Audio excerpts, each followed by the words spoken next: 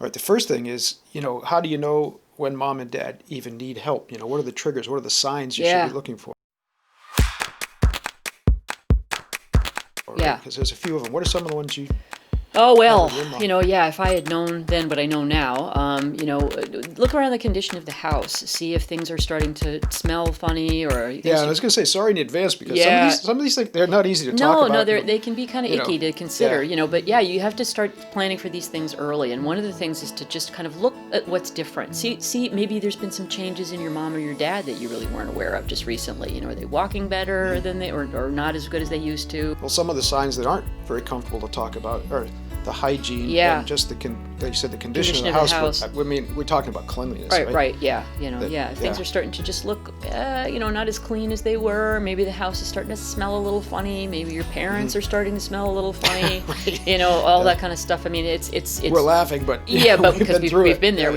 That's one of the big things that you probably will notice right away. And along with that is, how are your parents getting along? Are they starting to have trouble navigating stairs or driving, or any of those kinds of things? That's the sort of stuff you want to look at. But it's more that there's it's a baseline. So if you notice changes, what I mean? Right. If your folks' house have been spotlessly clean, and then all of a sudden you're just seeing that trash cans aren't emptied, or there's bits of paper, and a lot of times stuff on the floor. A lot of times because it's an eyesight issue too. They don't see smaller bits of things. Yeah, or they have a hard time. The toilet isn't as clean as it was. Yeah, and they have a hard time bending over to pick things up and to clean things, so things stay on the floor when they fall on the floor. On the other hand, like my grandmother, my God, she was off a the freak. toilet. She was a freak of nature. She was pretty amazing. Yeah. But so you look for different things. Like I said, mobility is a big issue, right? Yep.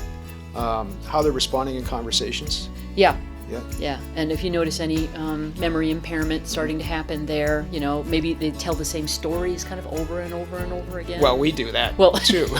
But you know what I mean. It's just if you start to see that, the conversation in the same conversation. Yeah, and things are starting to kind of go a way that you've not seen before. Pay attention to that because it could really mean something. Now, almost anything can be a trigger. It might not be anything, and especially though I have to emphasize this. If your parents are still, mentally alert, right, and that's the thing. I mean, again, we feel that at 60 now, where, our minds don't feel like 60. Right. A lot of times we're thinking like we're 20. Right. Yeah. Well, from our friends that are older, we know the same thing in our parents. We know that happens when you're 80 and 90 sometimes. Yeah, well, my mom is a perfect example of that. I mean, she's sharp as a tack, I remember my friend Charlie that I golfed with, who was in his 90s. Right, yeah, oh my God. He was he was talking amazing. to a 25-year-old Yeah, guy. well, he was also physically really, really strong for a long time, too, because he was so active. Yeah. But there's a case in point where he started to lose, his ability to walk as well and things like that. Right. Yeah. Yeah. So the thing is, it's whatever really is there that triggers it. But the important thing is, and we'll talk about having the conversation in the next section, but you got to have the conversation, right? Yeah. Because what happens if you ignore it? And things get to kind of crisis level, and it's that scalded frog kind of thing too. I was just going to say that. Yeah, right? where your parents have kind of gotten used to living the way that they're living, and they're living, and the house isn't clean, and they're not clean. And we get used to seeing it. Right, but they have no idea that the changes have happened. Mm-hmm. And by the time you actually talk to them about it and say, look, Mom, your house smells, and you smell, and everybody's noticing it, they're not going to have a clue what you're talking about. Forgetting to pay bills. Yeah, all of that. But it's that stuff that happens just a little bit at a time, and they won't be aware of it unless you make them aware of it. And I don't want to gloss over that one, because the financial stuff can be a real trigger, right? If you find that your parents are forgetting to pay bills, if they start talking about, I got a notice from the power company, or I don't understand why. I have a late fee on my credit card or something like that. Yeah, and I have experience on the other side of that, because spirit of full disclosure, when I was very young, I sound like an old guy, but when I was very young, I used to work at a credit company. Right. Right, I used to be a collector at a credit company. Yeah. And those are some of the things that we would hear, when we were talking sometimes to older clients. They didn't realize that, and I would hear responses. I would call them, and by the time they got to my desk, they were like 60 days past due. Right? Yeah. Right. And here's what they would say. Well, I've always paid that bill on time. Right.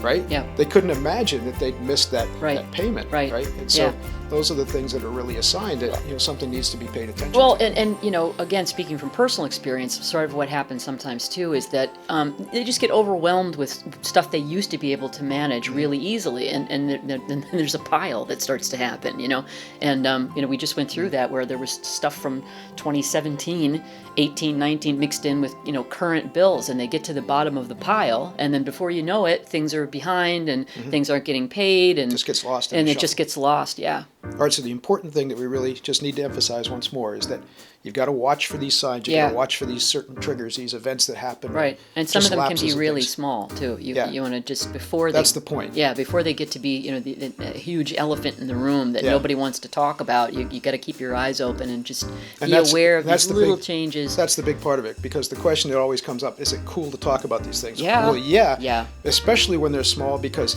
then you can be a little more lighthearted about it, even joke about Again, it. if I knew then what I know now, kind of thing. If I had seen some of the things that had started to happen for my mom a long time ago, Yeah. it would have been easier to have the conversation before things got to a kind of a crisis level. Yeah.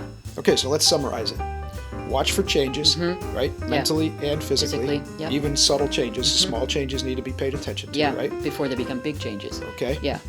Address it early, have the conversation, Yep. and a lot of times that's the fix right there, at least Yeah. for quite a long time, right? Yeah, just starting the dialogue is really, really important, and sooner rather than later. This goes along with one of our 3 key steps. Yeah. Plan Early. Plan early. And that's the part of it. Okay, Exactly. so the earlier you can have the conversation and set the table, it might be 10, might be 20 years before someone needs assisted living or nursing help or things like that. Yeah.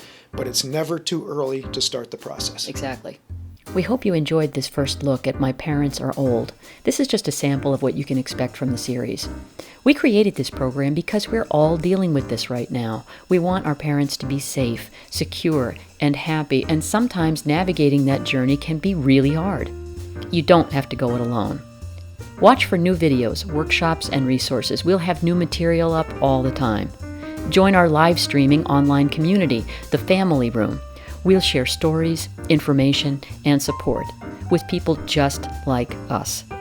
Subscribe and hit the notification bell so you don't miss a thing. We look forward to seeing you there.